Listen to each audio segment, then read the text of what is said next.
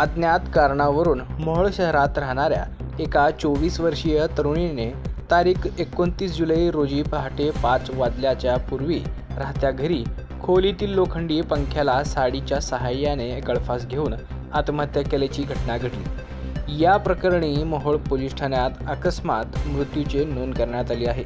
कीर्ती किसन शेजाळ असे आत्महत्या केलेल्या तरुणीचे नाव आहे।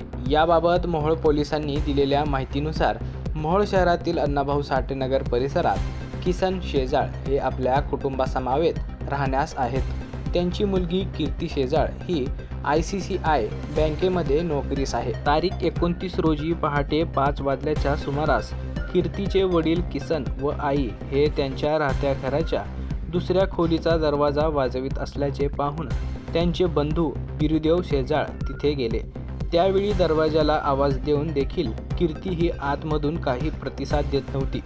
त्यावेळी तिच्या कुटुंबियांनी खिडकीची काच फोडून आतमध्ये पाहिलं असता कीर्ती ही लोखंडी पंख्यास लटकत असल्याचे आढळून आले। त्यावेळी त्यांनी खोलीचा दरवाजा तोडून आतमध्ये जाऊन पाहिले असता कीर्ती हिने लोखंडी पंख्यास साडीच्या सहाय्याने गळफास घेतल्याचे निदर्शनास आले।